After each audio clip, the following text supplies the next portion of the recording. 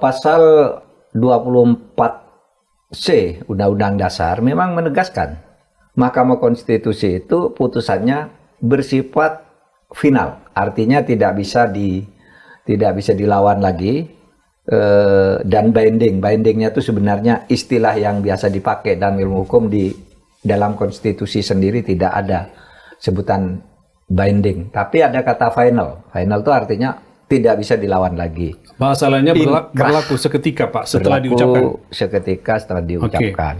Kemudian di dalam Undang-Undang Nomor 24 ya tahun 2003 yang sudah diubah beberapa kali sampai sekarang ini, tetap ditegaskan bahwa putusan MK itu berlaku sejak diucapkan, sejak palu diketokan, tap, itu berarti sudah mengikat. Seluruh undang-undang yang dibatalkan berdasar ketokan palu MK itu menjadi tidak berlaku seketika itu juga, sehingga harus segera dilaksanakan. Gitu. Ya, artinya jadi sudah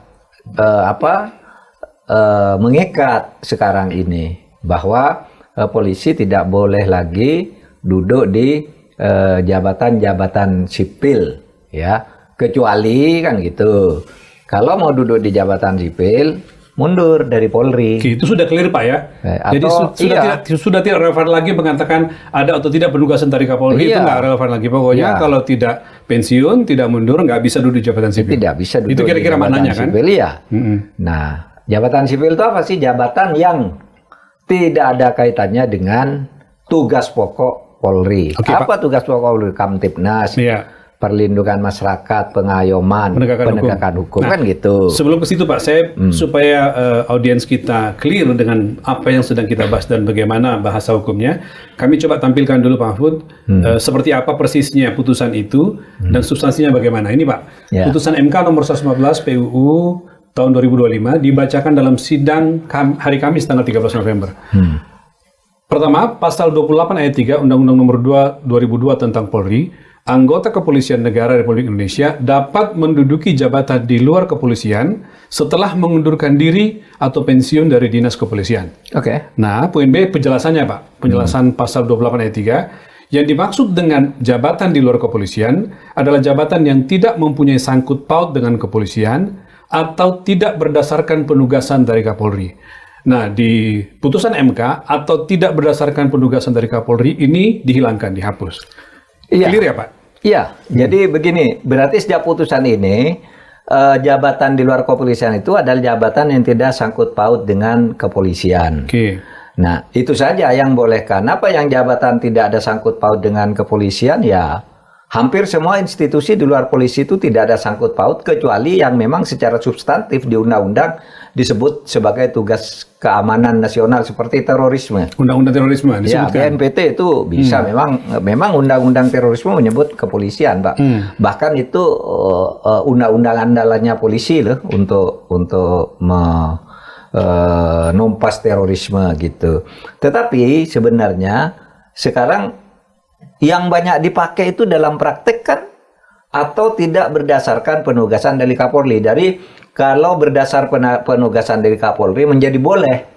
Seperti yang selama ini muncul di mana-mana kan. Dan itu yang lebih banyak, sehingga masa bisa jadi irjen, jadi sekjen, jadi dirjen, macam-macam. Jadi deputi dan di mana-mana jabatan-jabatan struktural ya yang seharusnya milik sipil dipakai oleh Polri. Nah, ketika ditanya alasan Anda kok ke situ dong, kan tidak boleh Polri aktif itu masuk ke misalnya Kementerian Hukum dan HAM atau masuk ke Menteri Kelautan, gitu kan tidak boleh dong. Loh, itu boleh. Itu yang tidak boleh kalau tidak berdasar penugasan dari Kapolri. Saya sekarang berdasar penugasan, padahal atau tidak berdasar penugasan kali Kapolri ini ada di penjelasan. Penjelasan itu tidak boleh memuat norma baru. Sedangkan ini tidak berdasar penugasan Kapolri itu adalah norma baru. Karena norma aslinya itu mengundurkan diri atau pensiun. Itu norma aslinya. Kok ditambah atau berdasar penugasan di Kapolri, kan begitu ada di penjelasan. Iya kan? Nah, itu yang sering kita sebut sebagai penyelundupan hukum di situ. Ini masih kategori penyelundupan hukum, Pak? Iya. Karena membuat norma baru, ya? Iya, karena norma baru. Lalu ditambahkan di penjelasan, gitu kan? Itu tidak boleh. Nah, dan itu menurut saya satu hal yang bagus dari putusan MK. Tapi Pak Mahfud, lalu muncul pandangan lain. Jadi meskipun Bapak mengatakan bahwa ini nggak perlu ada tafsiran lagi, sudah clear gitu ya, karena menguatkan norma awalnya gitu. Tapi lalu beberapa pernyataan, misalnya salah seorang anggota Kompolnas, Khairul Anam, ya, mengatakan bahwa ini masih bisa polisi duduk di jabatan sipil karena ada pertimbangan atau dimungkinkan dengan menggunakan undang-undang ASN. Sehingga ada yang mengatakan, Pak, ini ada dua rezim. Satu rezim undang-undang pokok kepegawaian, ada tentang undang-undang ASN. Nah, menurut Cak Anam dan beberapa yang lain mengatakan bahwa masih bisa nih. Jadi jabatan sipil itu sepanjang dia ada hubungannya dengan tugas-tugas kepolisian karena dibuka ruang di undang ASN. Menurut Pak Mahfud gimana? Satu undang-undang ASN-nya dulu. Ya. Nanti undang-undang ASN-nya itu kan bunyinya tidak begitu ya. Saya punya Pak, saya bacakan ya. Undang-Undang Nomor 20 Tahun 2003 tentang ASN. Pasal 19 ayat 2 Pak Mahfud menyatakan begini. Jabatan ASN tertentu dapat diisi dari prajurit TNI dan anggota Polri yang dilaksanakan pada instansi pusat. Pusat Pak ya, terbatas ya. Sebagaimana diatur dalam undang-undang mengenai TNI dan undang-undang mengenai Polri. Iya. Apa boleh. artinya, Pak? Boleh sepanjang diatur di dalam undang-undang TNI dan undang-undang Polri. Masuk TNI dan Polri, boleh masuk ke lembaga-lembaga non Polri dan non TNI sepanjang diatur di dalam undang-undang TNI. Sebagaimana diatur di undang-undang TNI gitu ya. Undang-undang TNI sudah menyebut 14 institusi boleh. Tapi undang-undang Polri tidak ada. Balik lagi berarti ke sini Pak ya? Balik lagi ke sini ya. Kalau TNI boleh karena undang-undang TNI sudah menyebut. Tapi undang-undang Polri udah batal tadi. Iya. Iya kan?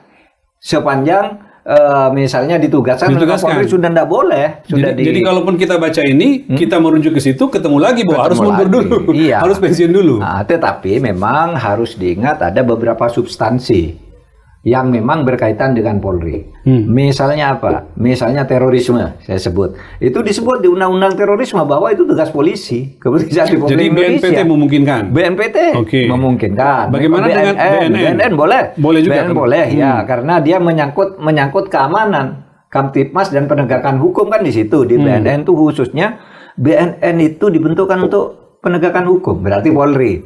BNPT kan untuk penegakan hukum. Polri juga. Kalau BIN, Badan Intelijen Negara? Badan Intelijen Negara bisa ya bisa tidak, tergantung nanti apa yang dibutuhkan dari situ, gitu ya.